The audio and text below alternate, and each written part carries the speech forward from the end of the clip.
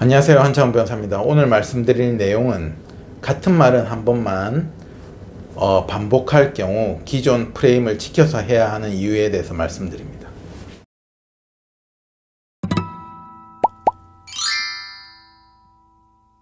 우리가 억울하면 어때요? 그냥 제가 읍소한다고 판사님한테 내가 읍소를 하는 입장이야. 그러면은 A라는 사실관계가 있어요. A라는 사실관계가 있는데, 그죠? 난 빨리 판사님한테 읍소하고 싶어. 그러면은 찌찌짓 이렇게 써서 냈어. 이런 사실관계가 있습니다 했단 말이에요. 그죠? 근데 내가 마음이 급하니까 써서 냈는데 또 생각해보니까 내가 또 A라는 사실관계에서 조금 빠뜨린 게 있네? 그럼 어때요? 예를 들어서 1번, 2번, 3번이라고 할게. 1번, 2번, 3번을 써서 냈어. 근데 빠뜨린 게 있네? 그 2번에 써서 낸 거는 내가 조금 수정을 해야겠다. 생각해보니까 이거 내가 처음 표현한 게 조금 잘못됐네. 수정. 그러면은 다시 써서 냅니다, 판사님. 그래서 저번에 썼던 낸 거 2번은요 조금 잘못됐어요. 2-예요. 써서 내고 저번에 썼던 낸 거 1, 2, 3번에서 내가 빠뜨린 게 있는데 4번이 있습니다. 4번 이것도 써서 냅니다. 읍소를 하는 거죠. A 사실관계는 하나다. 근데 여기에 대해서 서면을 2개를 일단 냈다. 그리고 나서 어떻게 돼요? 또 A 사실관계에 대해서 또 이제 소송하다 보면 또 이야기를 해야 되잖아요. 그럼 어떻게 되느냐? 그럼 또 이야기를 합니다. A 사실관계 이야기하면서 거기서 이제 3번, 2번 이야기를 또 해요. A 사실관계에 대해서 막 이야기를 하고. 그죠? 그 다음에 또 소송이에요. 또 A 사실관계에 또 언급할 일이 됐어. 그러면 또 1번, 4번 이야기를 하고. 자, 이게 거의 한 달 간격씩 서면이 나갔고, 본인은 이 홍길동이라는 의뢰인 입장에서는, 본인의 관점에서는, 홍길동의 입장에서는 어때요? 나는 판사님한테 할 말 다 했어 거든요. A 사실관계에 대해서 내가 이야기 다 했거든. 근데 나중에 판결문을 띡 받아봤더니 판사님은 전혀 엉뚱한 소리 한단 말이에요.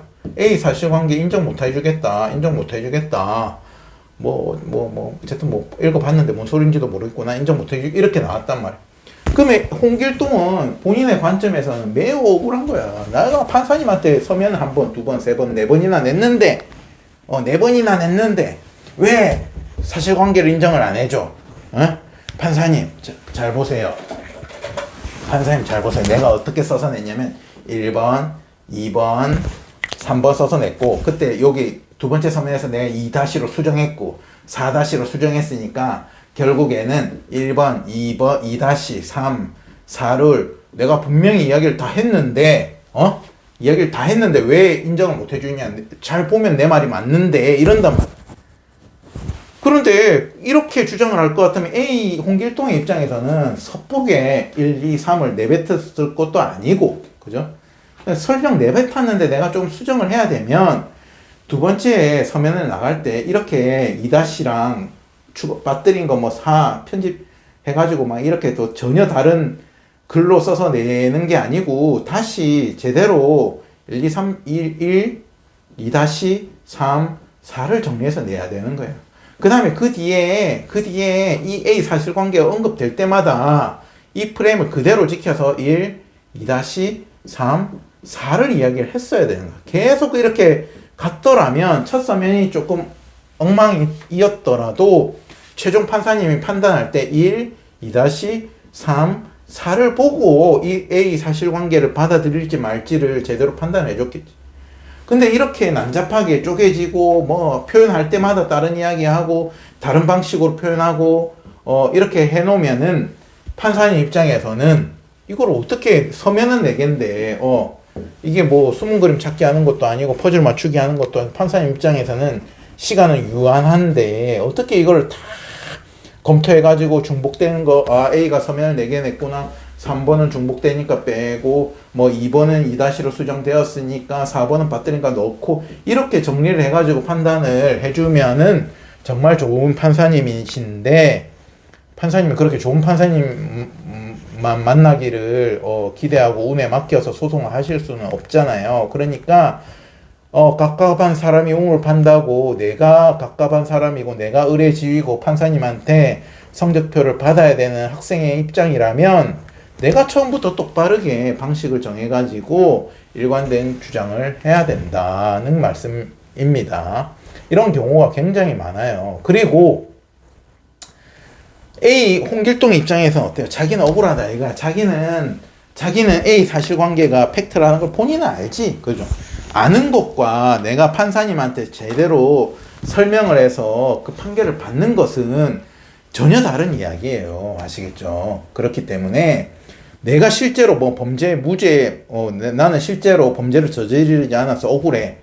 그렇다고 해가지고 우리나라 형사재판에서 가만히 가서 앉아있으면은 판사님이 알아서 다 판단해줘서 무죄 판결해주면 좋은데 그렇지 않다는 거예요. 실제로 무죄인 사람이 정말로 노력해갖고 제대로 변호해갖고 무죄를 판결을 받는 것이 굉장히 어려운 절차거든요. 동일한 겁니다. A 사실관계를 이혼소송에서 내가 관철시켜서 판사님한테 인정을 받기 위해서는 내가 처음부터 제대로 준비하고 일관되게 준비를 하고 판사님 내가 그날 바빠갖고 1, 2, 3 했고 또 생각해보니까 뭐 2-4 했고 이렇게 하는 순간 그죠? 조금 잘못된 판단이다. 그리고 또 홍길동의 입장에서 뭐라 생각하냐면 이런 내용을 내가 강조를 하면 여러 번 내면은 더 판단을 잘해줄 거야 이래 생각한단 말이에요. 여러 번 내면은 제가 같은 말은 가급적 한 번만 해야 된다는 이유가 뭐냐면 한 번만 하되 그것을 제대로 해야 되겠죠. 그 이유는 뭐냐면 보세요. 이런 서면이 4번에 그친 게 아니고 곱하기 10번까지 갔다고 치자고요. 그러면은 판사는 이 A 사실관계에 대해서 판단을 내려야 되는데 이 홍길동은 자기가 억울하다고 A 사실관계를 강조하기 위해서 전혀 제대로 정비도 안 되고 말할 때마다 표현력이 다 다르고 표현한 순서도 다르고 이런 서면을 10번이나 냈단 말이에요. 그러면 판사가 이 A 사실관계를 홍길동의 주장대로 A 사실관계를 인정해 여러분이 판사의 관점에서 오세요. 판사는 뭐예요? 내가 A 사실관계를 인정했어요. 그럼 내가 내 마음대로 홍길동이 이쁘니까 A 사실관계를 여러 번 주장하니까 내 마음이야. 내가 판사거든. 그러니까 내가 내 마음대로 A 사실관계는 오케이 맞아 이렇게 판단하면 되겠어요? A 사실관계를 인정한다. 그 근거는 1번, 2-2번, 2번, 3번, 4번을 검토해보니 종합적으로 어떠한 입증이 충분하니까 인정한다. 이렇게 논리적으로 구성을 해야 돼요. 논리적으로 구성을 하는 게 판사죠. 내가 감정적으로 여러 번 읽어봤으니까 그 말이 맞는 것 같다. 느낌적인 느낌으로 A 사실관계 인정한다. 이렇게 해놨다가는 만약에 1심 판사님이면 내 판결이 2심 가서 깨진단 말이에요. 왜 깨지네? 그러면은 A 사실관계를 홍길동이가 여러 번 주장한 걸 인정해 주기 위해서는 어때야 돼요? A가 제출한 이 10번의 서면을 다 검토해가지고 그죠? 내가 판결을 쓸 때 1, 2-3, 4로 해가지고 판단해갖고 판결문을 쓰면 문제가 없다는 확신이 있어야지 A 사실관계를 판사님 입장에서 인정을 해줄 수가 있잖아요. 그런데 문제는 뭐냐? 홍길동은 A 사실관계를 주장하면서 한 번에 정리한 것도 아니고 정리할 때마다 표현이 다른 서면을 10개나 하면서 또 여기서 3 잘못했고 3-고요. 2-라 주장했는데 생각해보니까 다시 2고요. 4라고 주장한 것도 내 생각해보니까 4-고요. 온갖 소리를 막 바꿔가면서 막 이야기를 해놨단 말이에요. 그러면은 판사가 이거를 인정을 해주려고 하면은 판사님이 너무 노력을 해야 돼. 이 홍길동이 10번씩이나 낸 서면에서 이렇게 판결문을 쓰면 문제가 없다는 걸 검토를 한 다음에서야 이 A 사실관계를 인정한다는 판결문을 내릴 수가 있다는 거예요. 왜? 판사는 감정적으로 판단하는 게 아니고 논리적으로 명확한 판결을 해야 되기 때문에. 설령 자 보세요. 판사가 A 사실관계를 맞다고 인정한 근거에서 1,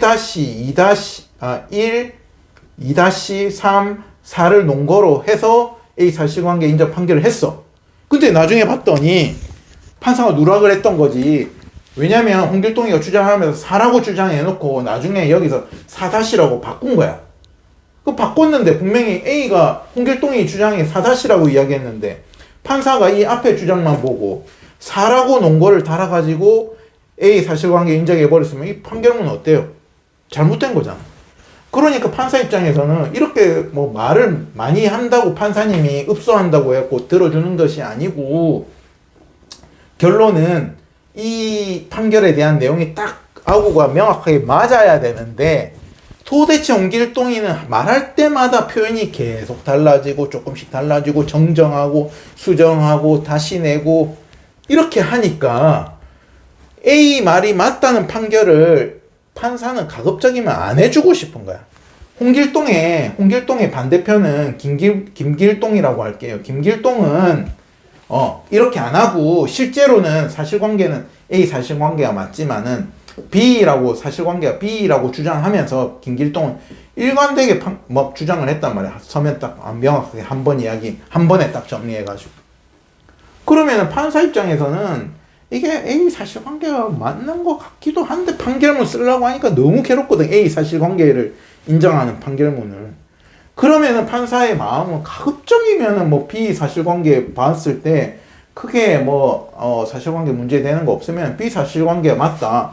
김길동의 말이 맞다라고 판결을 내리고 싶은 마음이 들 수 있잖아요. 그죠? 그렇게 되는 거예요. 그렇기 때문에 홍길동의 자기 관점에 갇히면 어때요?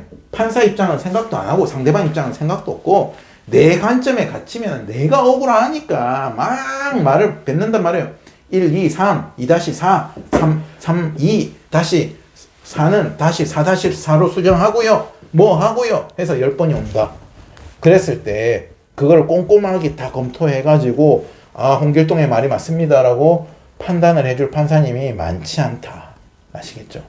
그러면 뭐 그래도 애정 어린 판사님이라면 최종 의견을 정리해서 내라고도 하겠지만 그렇게 하더라도 앞에서 4-라고 내뱉어 놓은 말을 나중에 최종 서면에서는 또 4라고 해놓으면은 홍길동이가 그래 주장했다면 그게 뭐 합당한 판결이 될 수가 있는가. 계속 말도 바뀌었고 표현도 바뀌었고. 그렇기 때문에 원칙적으로는 가급적이면은 명확하게 한 번에 진술하는 것이 좋고, 제가 저번에 말씀드렸듯이 저는 소송 스타일이 한 번에 많은 이야기를 쏟아내고 소송 과정에서 계속 반복한다고 했잖아요. 반복하니까 저 같은 경우에도 반복을 하는 경우가 많아요. 많지만은 판사님의 이런 관점을 알기 때문에 애초부터 명확하게 정리를 해가지고 하려고 하고, 그래도 인간인지라 중간에 약간 수정되는 부분이 있으면 수정한 거를 명확하게 정리한 다음에 명확한 사실관계를 판사님이 오해가 없게 저 글을 쓴 사람한테 대해서 믿음이 있게끔 전체적인 맥락을 계속 일관되게 프레임을 짜가지고 반복을 하거든요. 이렇게 하면은 오히려 여러 번 반복되고 동일한 내용이 반복됐기 때문에 받아들이든 말든 간에 홍길동의 주장은 1, 2-3, 4라는 게 명확하기 때문에 여기에 대해서 판사님이 나중에 A 사실관계냐 아니냐를 판단할 때 그렇게 거리낌이 생길 건 없다는 거예요. 오히려 일관된 진술이다 이렇게 볼 수가 오히려 있고 신빙성이 생기는 것이지 반대가 되진 않는다. 그래서 오늘은 같은 말은 한 번만 해야 되는 것이 좋고, 그리고 그것이 굳이 반복해야 될 경우는 많이 있을 수 있습니다. 반복을 해야 될 경우에는 기존 틀을 지켜서 해야 된다는 말씀을 드려요. 그러려고 하면 어떻게 해야 돼요? 말이라는 거는 소송에서 말과 글은 칼, 창과 방패랑 같단 말이에요.